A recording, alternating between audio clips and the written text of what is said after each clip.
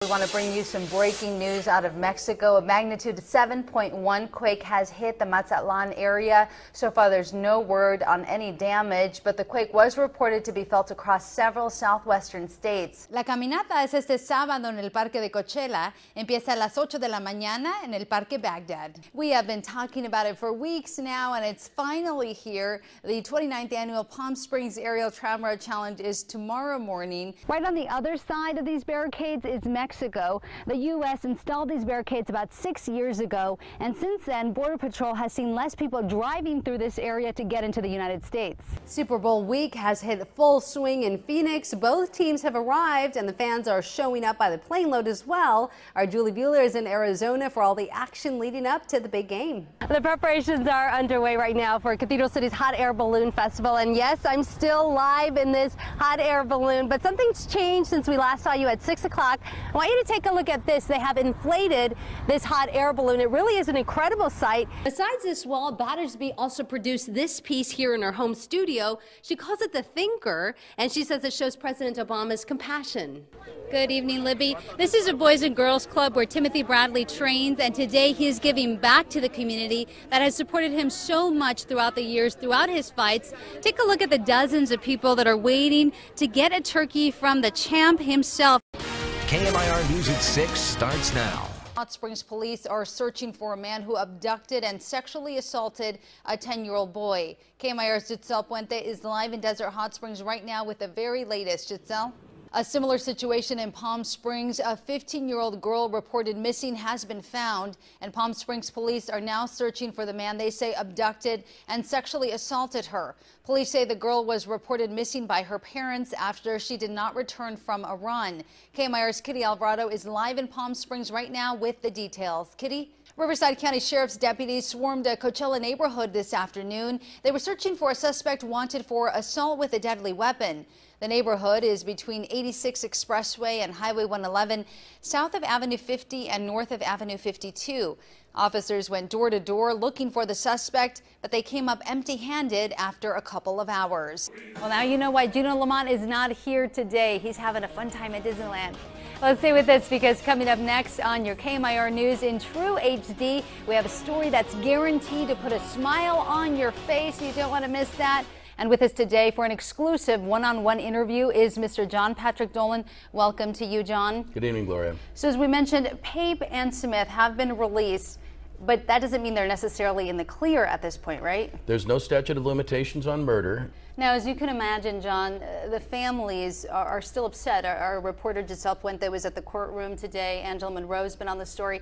And earlier, the families of the victims expressed that they were upset because of this. So what would you say to the families who say they should not have been released? Well, most of us walk by streetlights on a daily basis and we don't give them a second thought, but one Palm Springs resident was nearly hit by one that came crashing down. Jay Thompson spoke with us after his friend was nearly hit by a falling streetlight in downtown Palm Springs, and Jay asked us the following, quote, "Are the other poles failing also? Are they a danger to pedestrians and to vehicles? What is the city doing about it?" Well, Jay, you ask, we investigate. Our Kitty Alvarado is live in downtown Palm Springs with all of the answers. Kitty, what can you tell us? Yeah, that's right. We are in sweeps right now, actually. Like November sweeps. So watch us. I know. The other thing that we're in right now, Foodie Friday. It's Halloween, Yum. Foodie Friday, big weekend, and we have Castelli's Restaurante with us today. So we have Michael Castelli here, and we have Brian Altman, and they will be at the Italian Festival this weekend. So you can go try out some of their food. Wow, you get your personal service here. Yes. That's why I'm here every Friday, really. Try out the good food. The event started about 4 p.m. and it is scheduled to go until about 6. I'm going to step aside so you can see what's going on back here. You can see some of the balloons there. They've paired up the students with scholarship donors according to balloon color, and this is really a great opportunity for students to thank donors for scholarship funds. It's also a great opportunity for the donors to see the students that they help firsthand. More than 300 students who have received scholarships are at the event, along with more than 45 local donors. The event is put on by the College of the Desert Foundation. The foundation awarded more than 1,000 scholarships, totaling nearly $900,000 to COD students last year. There are speakers here to motivate students to continue their college education. It's really a special event.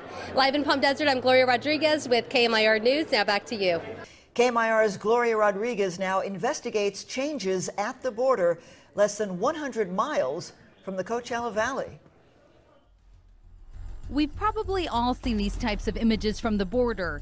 Immigrants crossing, risking it all in search of a better life. This is a filthy and polluted new river near Calexico, southeast of the Coachella Valley. But a lot has changed since we shot this video in 2007.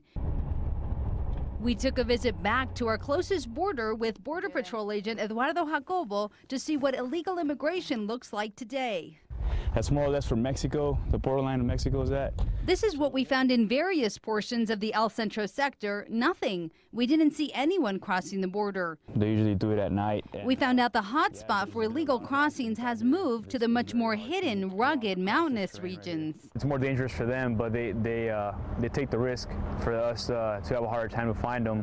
Since we visited, Border Patrol has added cameras, fences, and manpower to curb illegal immigration. And it's worked. According to the U.S. Border Patrol, the number of apprehensions in El Centro has been going down for the past 8 years. Right on the other side of these barricades is Mexico. The U.S. installed these barricades about 6 years ago, and since then, Border Patrol has seen less people driving through this area to get into the United States. Those barricades help out a lot. The vehicles have a very hard time coming across. Another change, a rise in deportations.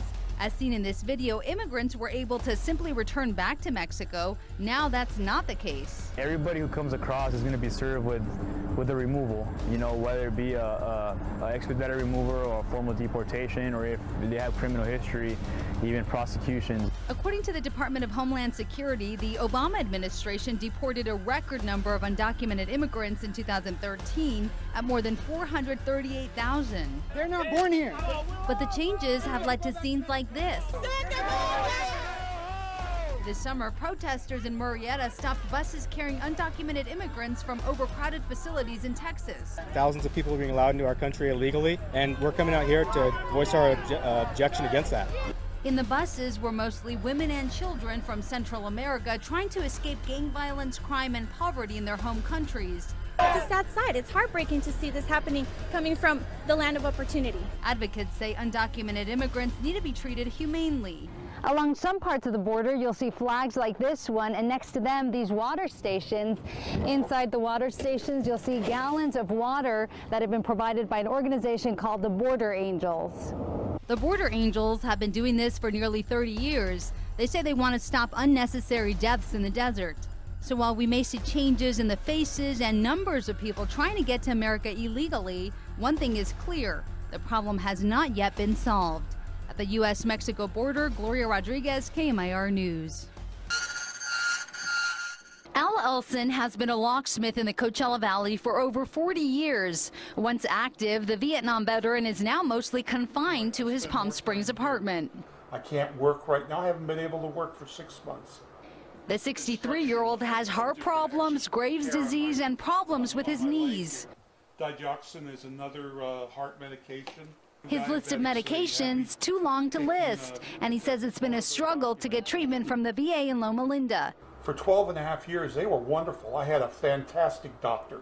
2.5 years ago, it changed, and it's been a battle ever since. Elson says he's been waiting to get 2 leads put into his heart. It is like open heart surgery. They're going to open my chest up and go in. I'm going to have tubes coming out of it. I need to be able to know what's going to happen in my life.